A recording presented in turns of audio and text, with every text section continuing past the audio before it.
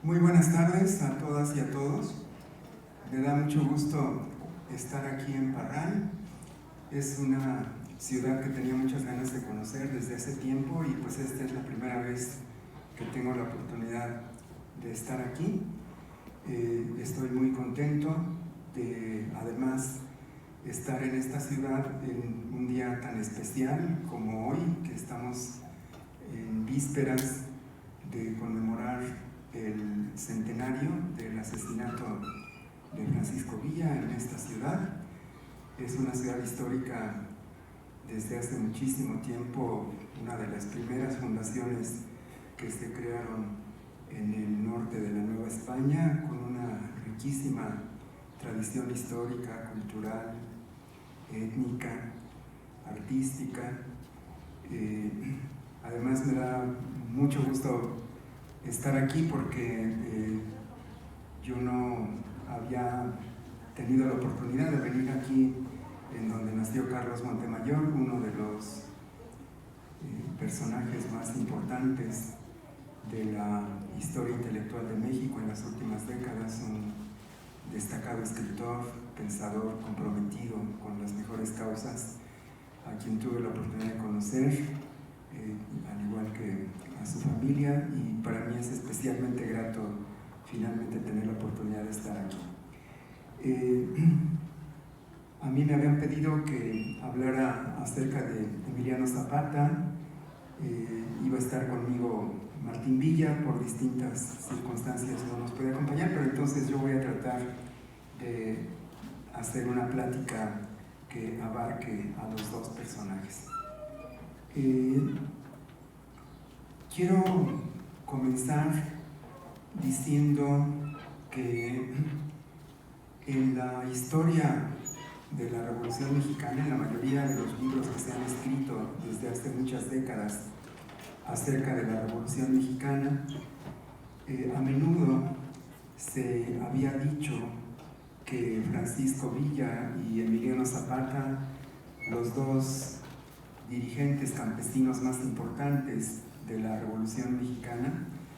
habían sido derrotados a manos del constitucionalismo, habían perdido la guerra ante los ejércitos de Venustiano Carranza y de Álvaro Obregón, en buena medida porque eran ejércitos campesinos. Y hay una vieja teoría que viene desde algunos de los primeros escritos de Carlos Marx, el fundador del materialismo histórico, del socialismo científico, uno de los pensadores más grandes de la historia de la humanidad, y que creó una doctrina que durante más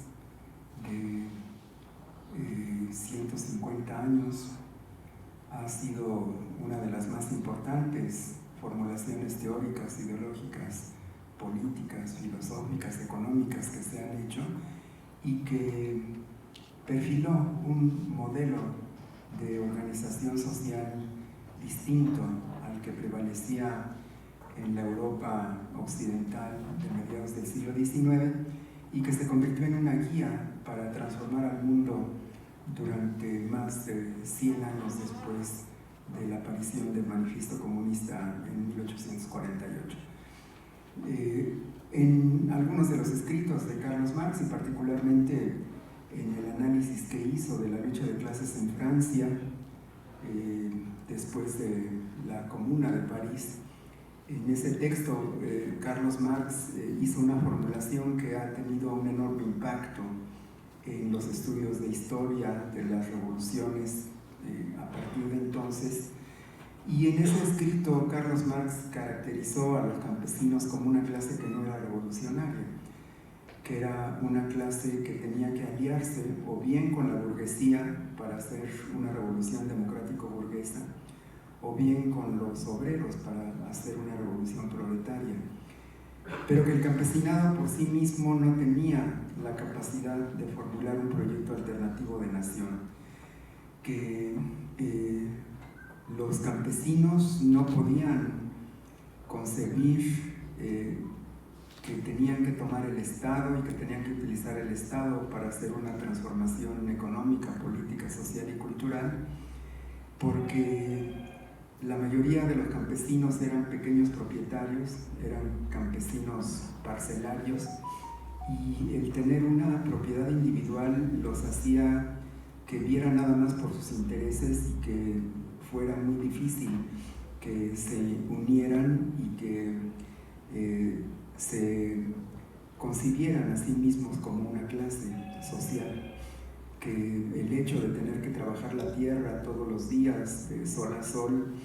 en faenas muy pesadas, hacía que tuvieran muy poca capacidad organizativa y además una imposibilidad de formular un proyecto alternativo de nación. Bueno, esta idea que viene desde este escrito muy famoso de Marx, la lucha de clases en Francia y el 18 de Brumario de Luis Bonaparte,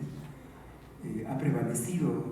durante más de 150 años en los libros de historia, sobre todo los escritos por historiadores o historiadoras marxistas, y en México ha tenido también mucha influencia esta teoría, porque varias de las obras de la Revolución Mexicana más relevantes, que han tenido mayor público, que se han vendido mucho, que se han leído mucho, como La Revolución Interrumpida del recién fallecido Adolfo Gili, uno de los grandes pensadores de izquierda latinoamericano del último siglo, quien falleció la semana pasada, o Arnaldo Córdoba, también otro gran pensador marxista de México, que hizo un libro clásico, La ideología de la Revolución Mexicana. Estos dos libros quizás sean los más importantes escritos desde la izquierda acerca de la Revolución Mexicana, y ellos hacen suyo este planteamiento que viene de Carlos Marx y que después también fue retomado por Lenin y por Trotsky, los principales dirigentes de la Revolución Bolchevique, y también por la mayoría de los pensadores de izquierda latinoamericanos de mediados del siglo XX y hasta los últimos. Y sin embargo, cuando uno se pone a ver la Revolución Mexicana, y particularmente cuando estudiamos al zapatismo y al villismo, nos damos cuenta de que esto no es verdad, que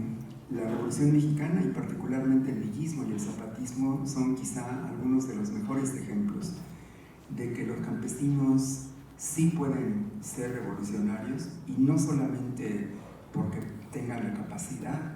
de hacer planes y programas revolucionarios, sino sobre todo porque tuvieron la capacidad de llevarlo a la práctica. Como todas y todos ustedes saben, la Revolución Mexicana estalló el 20 de noviembre de 1910, cuando Francisco I. Madero, un rico hacendado, miembro de una de las familias más ricas del norte de México, de Coahuila, había nacido en Parras, Coahuila, después de una muy exitosa campaña electoral en donde se opuso a Porfirio Díaz, quien buscaba su séptima reelección, después de haber constituido el primer partido político moderno en la historia de México, el Partido Nacional Antirreeleccionista, después de haber hecho la primera campaña política moderna, porque antes no había campañas, había un partido, el porfirista, que decidía quiénes iban a ser los candidatos a ocupar las diputaciones, las senadurías federales, o las diputaciones locales, o las presidencias municipales, o las gubernaturas de los estados, o los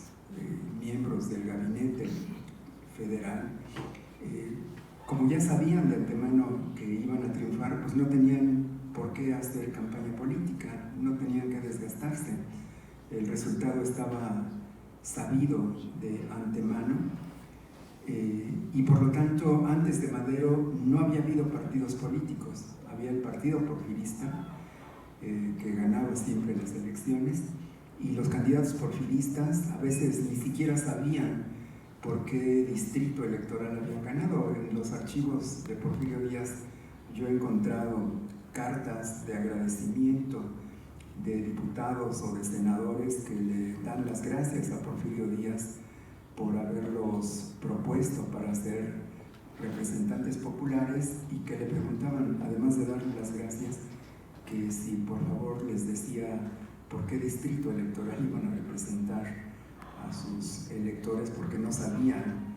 en dónde los había colocado Porfirio Díaz en las listas de diputados o de senadores. A ese grado llegaba la antidemocracia del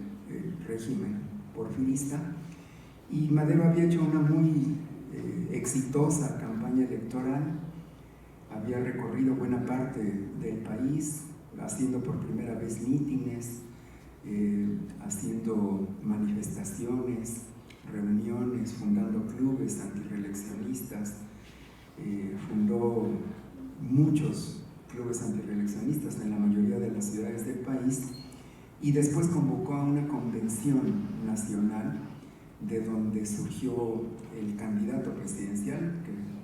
fue precisamente Francisco I. Madero, y que como entonces había vicepresidencia, era una fórmula en donde competían juntos el candidato a la presidencia y el candidato a la vicepresidencia. Y en el caso de la elección de 1910, Francisco I. Madero iba propuesto por el Partido Antirreeleccionista como candidato presidencial, iba José María Pino Suárez, el tabasqueño que lo había acompañado desde meses antes como candidato a la vicepresidencia. No es cierto, estoy mintiendo, eso es hasta después.